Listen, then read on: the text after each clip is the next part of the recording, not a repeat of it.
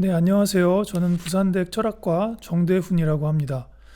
저는 오늘 여러분께 제 인생의 반려책으로 19세기 독일의 철학자 헤겔의 법철학을 소개해 드리려 합니다. 철학 사상서라서 내용이 추상적이긴 하지만 가능한 한 쉽게 접근할 수 있도록 노력해 보겠습니다. 자, 그런 의미에서 이솝의 우화 하나를 소개해 드리면서 시작해 보겠습니다. 외국을 두루 여행한 어떤 사람이 자기 고향으로 돌아와서 그가 방문했던 여러 곳에서 행한 여러 가지 훌륭하고 영웅적인 일들에 대해서 매우 자랑스럽게 떠벌렸다고 합니다. 무엇보다도 그 사람은 자기가 로도스 섬에 있을 때 어느 누구도 범접할 수 없을 정도로 멀리 뛰어올랐다고 말했습니다. 그는 로도스 섬에는 자기가 하는 것을 본 사람이 되게 많았고 그 사람들을 증인으로 부를 수 있다고 허풍을 떨었습니다. 그러자 그 말을 듣던 구경꾼 중에 한 명이 이렇게 말했습니다. 자, 그 말이 모두 사실이라면 증인이 필요하지 않습니다. 여기가 로도스 섬이라고 생각하고 여기서 지금 한번 뛰어보세요. 헤겔은 다른 어디도 아니고 다른 어느 때도 아닌 자신이 살고 있던 19세기 전반 유럽의 정치 사회적 상황을 법철학에서 철학적으로 분석합니다. 19세기는 우리에게는 과거죠. 하지만 19세기 유럽은 정치 사회적으로 근대화가 가장 성숙된 시기고 이는 지금 우리가 사는 세계의 모습을 어느 정도 비추어주는 거울과도 같습니다. 물론 달라진 점도 있죠. 그러니까 우리는 헤겔이 쓴 법철학을 마치 성경 구절 읽듯이 구절구절 그대로 받아들일 필요가 없습니다. 그건 헤겔 자신도 원하지 않는 일일 테니까요. 우리는 이 책을 읽고 근대 사회가 어떤 원리에 의해서 형성되고 있는지를 헤겔의 눈을 통해 조망하고 지금 우리가 사는 시대와 사회를 우리의 눈으로 살펴볼 도약대를 얻는다고 생각하시면 되겠습니다. 자, 그럼 지금 여기서 도약할 준비가 되셨다면 같이 시작해 보겠습니다. 우선 법철학의 배경이 되는 근대 유럽에 영향을 미친 커다란 두 사건을 살펴보겠습니다. 이 두 사건은 당연히 법철학의 기본 원리와 구조에도 깊숙이 그 영향을 끼쳤습니다. 그 두 가지 사건은 바로 프랑스 혁명과 산업혁명입니다. 프랑스 혁명은 정치 영역에서 그리고 산업혁명은 경제 영역에서 일어난 변화를 주도했습니다. 이 변화를 한마디로 세속화라고 부를 수도 있겠는데요. 그것은 권력의 원천이 세속화된다는 점, 프랑스 혁명에서 그러했고요. 또한 세속적인 우리의 욕구를 추구하고 충족하는 일을 인정하는 일, 이것은 산업혁명을 통해서 그러했습니다. 이 두 가지 점에서 세속화가 진행되었는데 헤겔은 두 가지 혁명의 영향을 수용하면서도 어떤 요소들은 받아들이기를 거부했습니다. 자, 각각 조금 더 같이 자세히 살펴보도록 하겠습니다. 프랑스 혁명은 왕의 목을 베어버리고 주권이 국민으로부터 나온다는 것을 천명한 그런 사건이죠. 헤겔은 이로부터 법의 원천이 신과 같은 초월자에 있는 것이 아니라 인간이 사는 사회 안에 사람들의 집합적 관계 안에 이미 내재한다는 사상을 받아들였습니다. 그는 독일 하이델베르크 대학에서 1818년 겨울에 행했던 강의에서 법의 기초를 이루는 것은 오로지 민족의 정신이다 라고 말합니다. 하지만 헤겔은 프랑스 혁명에서 목도된 바 있는 전통과 급진적으로 단절하는 모습, 즉 모든 전통을 파괴하고자 하는 의지가 공포 정치로 발현한 것을 비판적으로 보게 됩니다. 자, 다른 한편 헤겔은 세속적인 인간의 욕구의 충족이 개인의 권리라는 것을 산업혁명이 진행되는 것을 목도하면서 경험하게 됩니다. 그는 이 점을 법철학의 여러 곳에서 수용하게 되는 것이죠.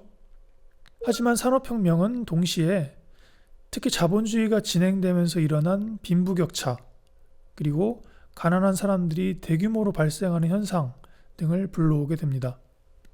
이 책에서 이런 현상을 자세히 분석하고는 있는데 시간 관계상 오늘 강의에서는 세세하게 다룰 수는 없을 것 같네요. 또 헤겔은 개인의 자기 보존과 이익 추구가 바로 국가 구성의 원리가 되는 것에는 반대했습니다. 이것은 그가 국가의 구성 원리로서 사회계약론을 비판한 중요한 이유 중에 하나였는데요. 이 문제는 이제 조금 상세하게 다뤄보도록 하겠습니다. 이제까지 역사적 배경에 대해서 살펴봤으니까 조금 더 본격적으로 들어가 보도록 하겠습니다. 이제 법철학의 이론적인 배경에 대해서 살펴보시죠. 헤겔의 법철학은 선배 이론가들을 비판하면서 구축되었습니다. 이렇게 말할 수 있겠는데요. 크게 사회계약론에 대한 비판과 그리고 칸트의 법철학 비판이 법철학의 배경이 됩니다. 우선 헤겔의 사회계약론 비판에 대해서 알아보겠습니다. 국가 성립의 원리는 무엇인가? 그리고 국가와 개인의 관계는 무엇인가? 라는 것이 정치철학의 기본 물음인데요. 이런 물음의 대답을 제공하는 근대의 가장 유력한 입장 중에 하나가 바로 사회계약론입니다. 사회계약론은 국가가 실제 역사에서 어떻게 발생했는가에 대한 이론은 아닙니다.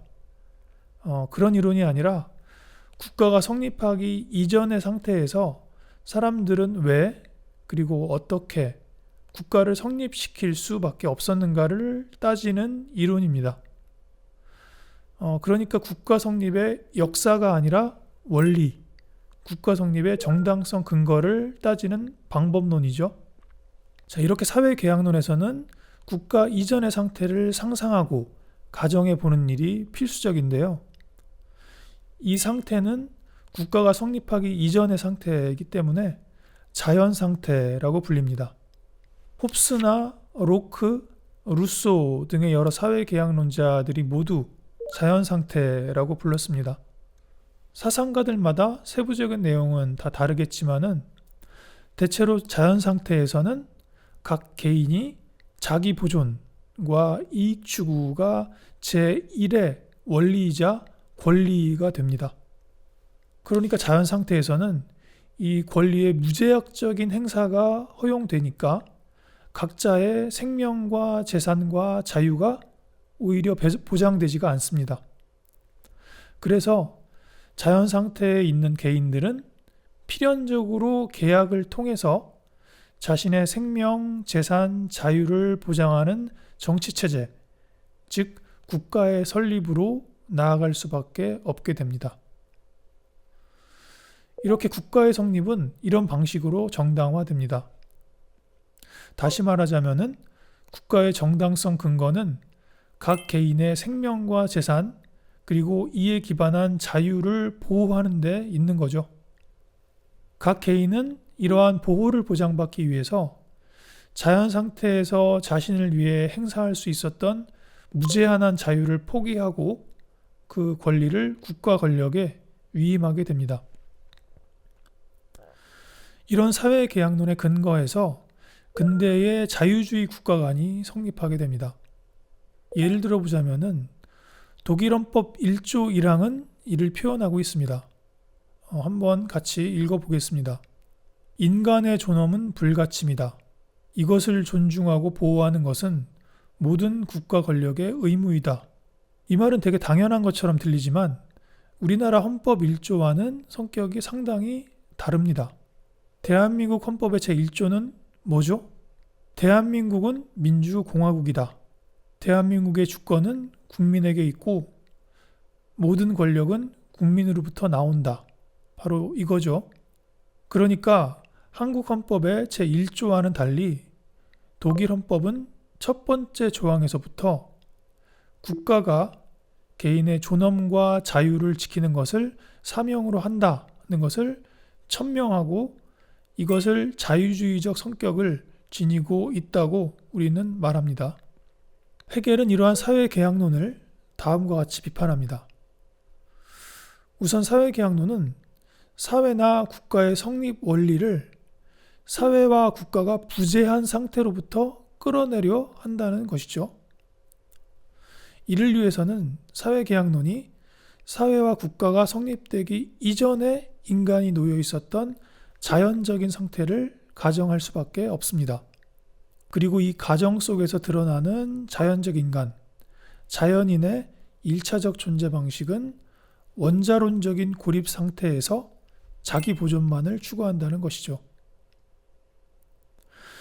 하지만 원자론적 개인의 자기 보존 추구라는 원리는 사회계약론자들이 자의적으로, 그러니까 얼마간은 자기들 마음대로 설정해서 자연 상태에 집어넣은 가정에 불과하다라는 것이 헤겔의 비판점이 되겠습니다. 이렇게 사회계약론은 전 사회적인 구성원리, 그러니까 사회 이전의 구성원리나 요소에서 출발하는 것이죠. 이와 달리 헤겔의 국가 구성 방법은 내재적 방법론이라고 할 수 있습니다. 즉 헤겔은 현실에 존재하는 사회에서 그 구성 원리를 구하고자 합니다. 헤겔은 베를린 대학에서 1821년 겨울 학기에 행한 강의에서 철학은 오로지 지금 현존하는 국가와 관계한다고 말하고 있습니다.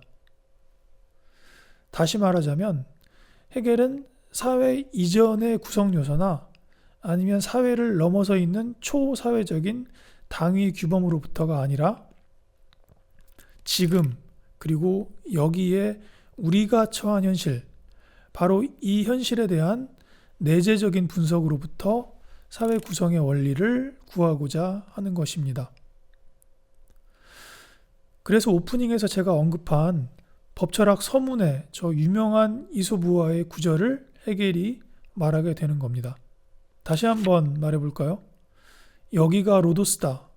여기서 뛰어라.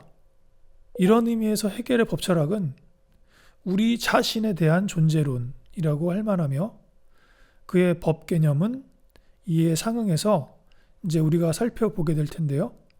되게 현실적이고 구체적인 형태로 전개됩니다. 헤겔은 사회계약론과 함께 또한 당대에 가장 유력했던 그리고 지금도 가장 상식적인 것으로 통하는 칸트의 법이론을 비판하면서 자신의 법 개념을 확립합니다.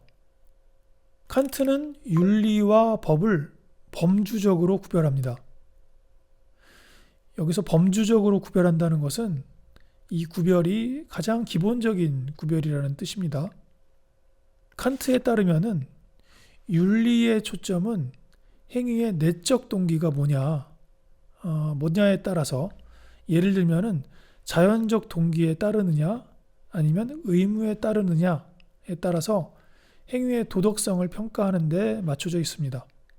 이에 반해서 윤리와 달리 법은 오직 외적인 행위 자체가 허용 가능한가에 관해서 말하는 것입니다. 그래서 칸트 법이론의 기본은 타인의 의지를 자유롭게 사용할 권리를 내가 침해하지 않는 한에서 나는 나의 의지를 자유롭게 사용할 권리를 가진다는 것입니다. 즉 침해가 발생하지 않는 한에서는 각자는 행위의 자유를 가지고 그 어떠한 주관적 동기에 따라 그 어떠한 것을 의지하고 실행하는지는 문제가 되지 않는다는 거죠. 이건 간섭이나 개입의 대상도 안 되고요. 그러니까 칸트의 법이론에서는 행위자의 내면이 배제되고 오로지 객관적으로 겉으로 드러나는 행위의 외면만이 문제가 됩니다. 칸트의 이러한 법이론에서 말하는 자유는 각 개인이 자신의 생명과 재산을 보존하고 유지하는 것의 바탕에서 향유할 수 있는 자유, 즉 근대적 개인주의의 바탕을 둔 자유이고요. 이 점에서 칸트의 법이론은 위에서 언급됐던 사회계약론의 전통을 계승하고 있다, 이렇게 말할 수 있습니다. 자, 이런 칸트의 반대에서 헤겔은 윤리이론과 법이론, 주관성과 객관성 사이에 이러한 이분법을 극복하고 둘을 통합하고자 합니다. 그리고 바로 이러한 통합을 목표로 성립된 것이 헤겔의 법 개념입니다. 즉 헤겔의 법 개념은 결국 윤리적 측면과 법적인 측면, 개인의 심정적인 측면과 개인을 넘어선 객관적인 측면 모두를 가지는 포괄적인 개념이다 라고 말할 수 있습니다. 따라서 헤겔의 법 철학에서 말하는 법의 개념은 우리가 통상적으로 알고 있는 법 개념보다 훨씬 많은 것을 포괄하는 것이죠. 법에 해당하는 독일어는 레히트인데요. 이 단어는 때로는 법으로, 때로는 권리로 번역됩니다. 이거는 영어의 right가 법이나 권리로 번역되는 것과 똑같습니다. 독일어 레히트나 영어 right가 권리로 번역되면은 주관적 측면이 더 강조되고, 법이라고 번역되면은 객관적 측면이 보다 강조된다고 볼 수 있겠습니다. 달리 말해서 레히트나 right는 법의 객관적 측면과 권리의 주관적 측면을 모두 포괄하는 단어다라고 할 수 있는 것이죠. 자, 한 가지만 더 염두에 두어야 할 것은 뭐냐 하면은 법에 상응하는 유럽어에는 이 독일어 레히트와 영어 라이트와 더불어서 독일어의 게제츠, 영어의 러가 있다는 점입니다. 이건 프랑스에서도 똑같이 또 이에 상응하는 단어가 따로 있습니다. 그러니까 레히트나 라이트와 구별돼서 게제츠와 러는 실제로 제정되어서 통용되고 있는 법령, 법규, 법률 등을 가리키고 이것을 보통 실정법이라고 부릅니다. 우리가 평상시에 따르고 준수해야 하는 법률이 바로 이거죠. 그런데 이런 실정법을 제정할 근거가 되는 것이 바로 레히트 또는 라이트입니다. 즉 레히트나 라이트는 실정법과 대비되어서 자연법 혹은 자연적 권리를 뜻하는 겁니다. 자연법 혹은 자연적 권리라는 것은 인간이나 인간이 설립한 어떤 기구에 의해서 제정된 법이 아니라 자연의 이치나 인간의 본성 또는 인간의 이성 안에 이미 내재된 우리가 마땅히 가지는 권리 또는 우리가 마땅히 따라야 하는 법입니다. 예를 들면 타인이 나에게 행하기를 원하는 대로 타인에게 행하라 와 같은 것이 자연법의 예시가 되겠습니다. 자, 정리해보면은 헤겔의 법 철학의 법 개념은 첫 번째, 권리와 법의 주관적 측면, 객관적 측면을 포괄한다는 점, 그리고 두 번째로는 자연법과 실정법의 구분 아래에서라면 자연법, 헤겔의 법 개념은 자연법에 해당한다는 것입니다. 하지만 이러한 법 개념이 자연법이나 이성법에 가깝다고 해서 이것이 영원 불변의 것은 아니라는 점에 주의해야 됩니다. 현재 우리가 알고 있는 대로의 법과 권리의 근간은 근대라는 역사적인 산물이기 때문입니다. 그리고 헤겔의 법 철학은 근대라는 역사적인 한 시기에 생겨나서 확립된 법, 권리의 관념을 가장 포괄적으로 파악한 철학입니다. 헤겔은 법 철학의 서문에서 철학은 현재와 현실을 파악하는 일이지 신만이 알고 계신 피안을 설정하는 일이 아니라는 점을 분명히 합니다. 또 헤겔은 이렇게도 말하는데요. 개개인은 자신이 속한 시대의 아들이다. 그래서 철학도 자신의 시대를 사상으로 파악하는 일이라고 말입니다. 이 문장은 굉장히 유명한 문장입니다. 즉 헤겔의 법 철학은 헤겔의 철학체계 전체가 다 그러하기도 한데요. 당시의 시대상을 반영하면서도 근대 법철학의 여러 갈래를 종합하려는 시도라고 볼 수 있습니다. 다시 말씀드리지만은 이런 의미에서 근대인인 우리가 알고 있는 법이나 권리는 시대를 초월한 자명한 어떤 것이 아니라 바로 근대의 역사적 산물입니다. 그래서 우리는 강의의 초반에서 우선 헤겔 당대의 거대한 두 사건인 프랑스 혁명과 산업혁명이 헤겔 법철학의 형성에 어떤 영향을 미쳤는지를 살펴봤던 것입니다. 또 이런 이유로 헤겔의 법철학이 국가 구성의 원리라는 문제에서 당대의 주류였던 사회계약론을 비판하면서 성립했다는 것을 살펴보았습니다. 그리고 다른 한편으로 헤겔의 법이론이 윤리와 법을 이분법적으로 구별하는 칸트의 법이론을 비판하면서 등장한 것은 이런 역사적 맥락이 있었던 것이라고 말할 수 있겠습니다. 자, 이제 그러면 본격적으로 법철학의 구성 내용으로 한번 들어가 보겠습니다.